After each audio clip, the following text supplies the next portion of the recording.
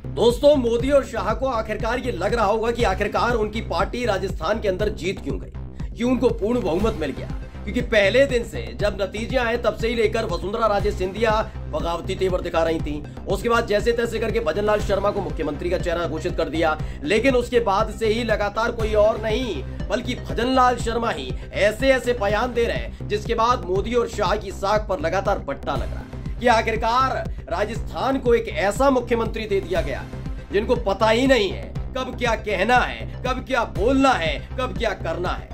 माना जा रहा है कि 24 से 48 घंटे के अंदर राजस्थान के अंदर बहुत बड़ा फेरबदल होने जा रहा है। बिल्कुल वैसे ही जैसे उत्तराखंड के अंदर तीरथ सिंह रावत को मोदी और शाह के कहने पर मुख्यमंत्री बनाया था, लेकिन वो ज्यादा दिन मुख्यमंत्री रह नहीं पाए। विप्लव देव कुमार को भी हटाना पड़ा था। अब ऐसे ही राजस्थान के अंदर से भजनलाल शर्मा की विदाई होना तय है।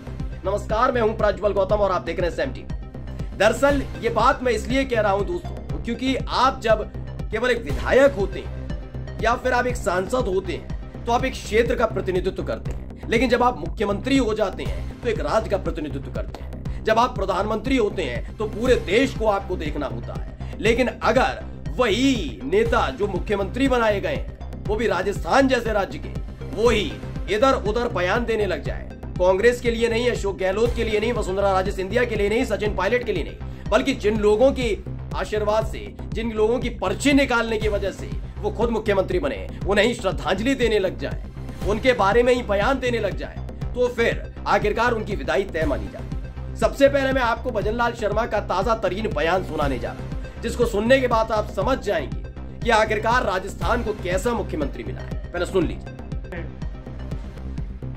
दुनिया के सामने भारत की ताकत को रखने का इस राजस्थान की वीरभूमि से किया।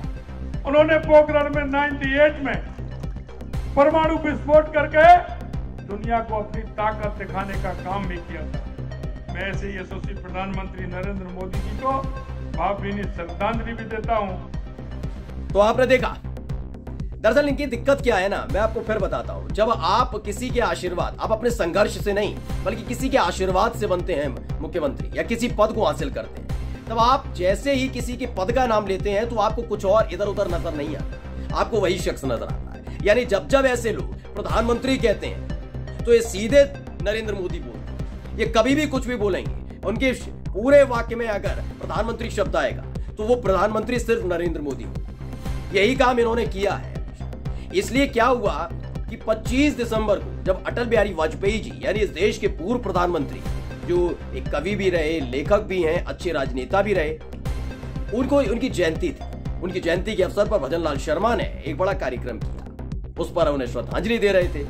देते देते बोलने लगे, बताने लगे कि कैसे थे अटल बिहारी वाजपेयी जी। लेकिन इसी के साथ जैसे ही बोला कि प्रधानमंत्री, तो उन्हें याद आया प्रधानमंत्री तो एक ही है, नरेंद्र मोदी। उन्होंने बोल दिया प्रधानमंत्री नरेंद्र मोदी को श्रद्धांजलि। नहीं भरोसा, एक बार फिर से सुनो। दुनिया के सामने भारत की ताकत को रखने का इस राजस्थान की वीरभूमि से किया। उन्होंने पोखरण में 98 में परमाणु विस्फोट करके दुनिया को अपनी ताकत दिखाने का काम भी किया था। मैं ऐसे यशस्वी प्रधानमंत्री नरेंद्र मोदी जी को भावभीनी श्रद्धांजलि भी देता हूं।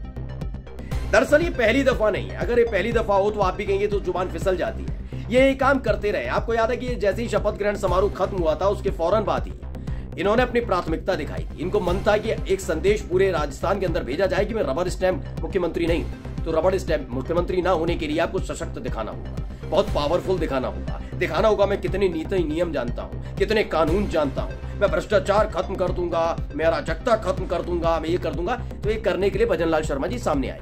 उन्होंने देखिए कैसे खुद ही बता दिया कि भ्रष्टाचार हमारी प्रमुख प्राथमिकता रहेगी। सुन लीजिए। भ्रष्टाचार हमारी प्रमुख रूप से प्राथमिकता रहे। बात सिर्फ इतनी बार नहीं है, आपको याद यह भी होगा कि 15 दिसंबर को, यानी 3 दिसंबर को नतीजे आए थे। 15 दिसंबर को भजनलाल शर्मा और दोनों डिप्टी सीएम राजस्थान के यानी दिया कुमारी और प्रेमचंद बैरवा ने शपथ ली थी। उस शपथ ग्रहण समारोह के दौरान जो मंच के संचालक थे उन्होंने प्रधानमंत्री को मुख्यमंत्री बना दिया था। वो बयान भी सुन लीजिए। माननीय मुख्यमंत्री श्री नरेंद्र मोदी जी, माननीय। मैं इसीलिए लगातार कह रहा हूं दोस्तों कि जो राजस्थान की राजनीति है ना, उसको लेकर बहुत बहुत असमंजस में चल रहे हैं मोदी और शाह। वो कह रहे हैं कि ये हुआ क्या है। एक तरफ तो वसुंधरा राजे सिंधिया ने हमारे खिलाफ मोर्चा खोल दिया, उससे अलग से साग पर बट्टा लगा। इतने दिन लग गए, 3 तारीख से शुरू किया और चुनते चुनते हमें कितने टाइम लग गया। 15 तारीख को शपथ ग्रहण समारोह हुआ, उसके बाद से लगातार फजीयत हो रही। मतलब ये समझ लीजिए भारतीय जनता पार्टी के नेता इस बात को समझ नहीं पा रहे हैं कि करा क्या जाए, सोचा क्या जाए।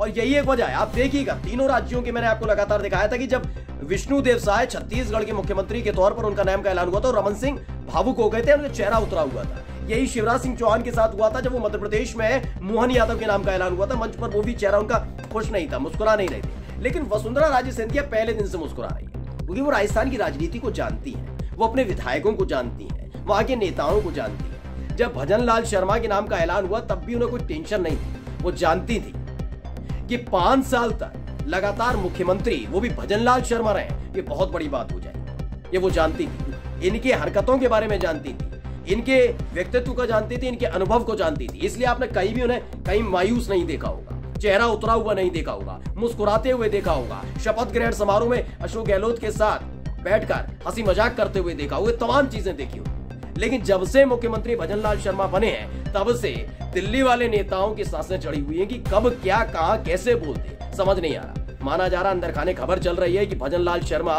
ज्यादा दिनों तक मुख्यमंत्री बने नहीं रह सकते। या तो उन्हें अपनी समझदारी बढ़ानी होगी, वरना वही होगा जो विप्लव देव कुमार के साथ बीजेपी ने किया था, वही होगा जो तीरथ सिंह रावत के साथ किया। नमस्कार। सब्सक्राइब करें साम टीवी, क्योंकि हम आ गए हैं अब आपके बीच, दिखाएंगे सत्ता के वादों और अपराधियों के एक एक कारनामे की हकीकत। और हाँ, अगर आपके पास भी हो कोई ऐसी खबर तो कमेंट करके हमें बताएं, क्योंकि बिना डर और दबाव के हम दिखाते हैं हर एक खबर डंके की चोट पर।